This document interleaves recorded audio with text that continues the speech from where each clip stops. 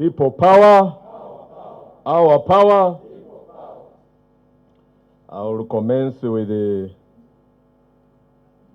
thanksgiving remark to God the Almighty for the lives that He has accorded us and for the good life that He has kept our president, away though he is safe and sound. I will commence with greetings from him. I am delivering greetings from the president. He has encouraged us to remain firm, steadfast, and always available for the struggle. It is rather unfortunate that I cannot play the greetings. They are brief, concise, and to the point. At least the leaders we met in the morning are privy to the message because it is recorded and in a small, a very confined room, you can easily get the message. But here we are scattered, and I highly doubt whether if we played it, you would get it. But still, it would be time-consuming. He has entrusted me to deliver that message to you, and I assure you that even if he is a fugitive in his own country and on the run, he is being watched everywhere he is. He is safe and sound. But you who are here should remain steadfast and available for the struggle.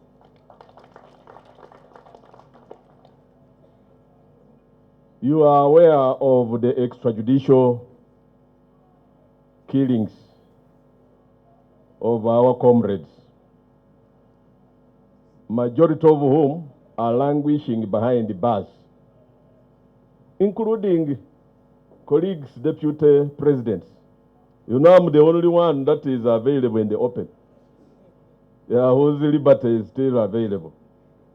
But the Honorable Mwanga Chibumbi, recently I was there, but at least the Secretary General was there yesterday. He's very strong, and he's preaching to us. I'm delivering another message from him, that we should keep hope alive. Esubi tusigalenga lichatulimu. The two colleagues, deputy presidents, are out on bail, but of course they were abducted, incarcerated, kept in detention for long. The arrests were with no warrants, no charges, formal. All these were extrajudicial. You cannot say this is the regime is on law enforcement.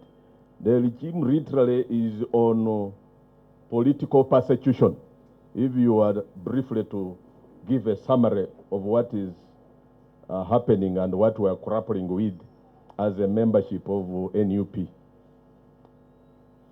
But I want to thank you, our supporters, and those out there that have not attended this press conference, because there have been very many numerous provocations, but you have not surrendered to anger.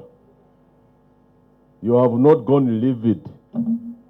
I want to thank you for not surrendering to anger, because all you ought to know in a struggle like this, discipline is a huge weapon. It is discipline that is our shield. Lawfulness is a sword, two-edged sword, but most importantly, unity of purpose is our fortress. I would want to encourage us to remain united, because when you are united, literally, you are stronger. You know, all these happenings cannot kill an idea whose time has come. Even if you are subjecting the champions of this cause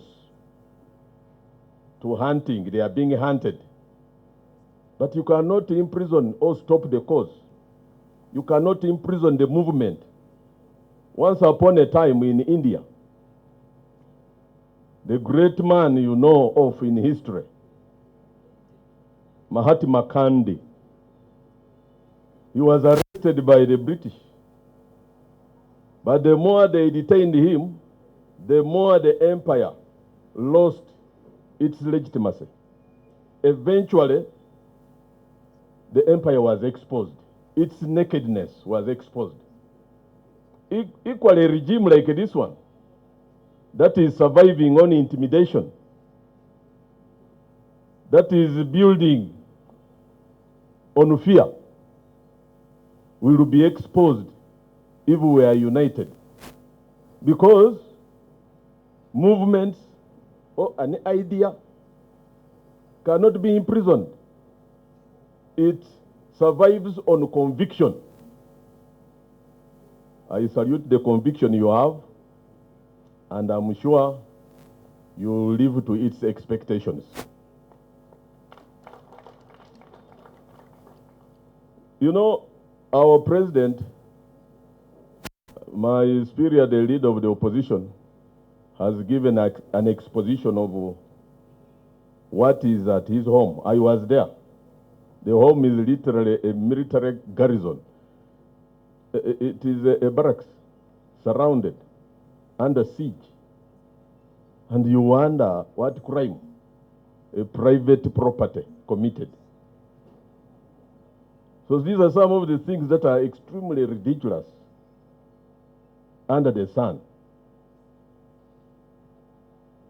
Those that are under detention without trial, you wonder whether Article 23 of our Constitution still exists. Because that article guarantees someone personal liberty. And in the case of detention, it also requires that the person under detention should be produced before a competent court within a duration of 48 hours. This has not happened under the sun. Of course, it all sums up to political persecution. But the truth of the matter is that history has never ever been kind to those that persecute their opponents politically. History is replete with examples of those who tried and have ended up extremely unpopular.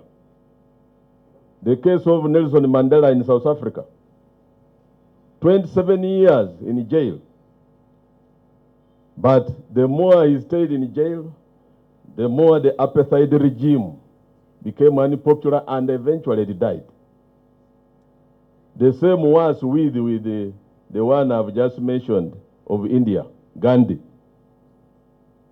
The same was the case with Martin Luther King Jr. when he was arrested, detained in Birmingham.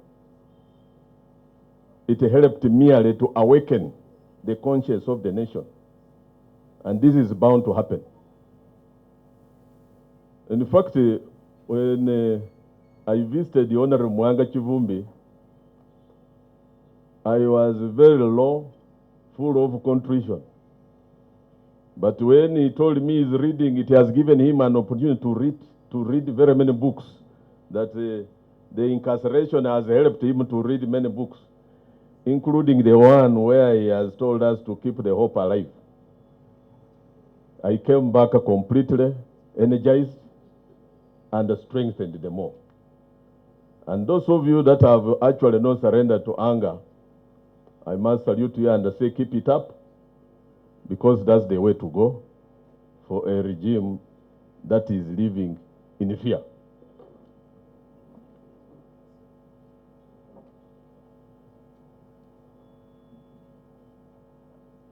I want to conclude by assuring you, from what I've gathered from my experience, that this struggle is a movement that cannot be imprisoned, even when those championing it are being hunted, even many among us are being jailed. This movement is like a spirit. It is a cause, it is an idea, and it must be kept alive. I thank you.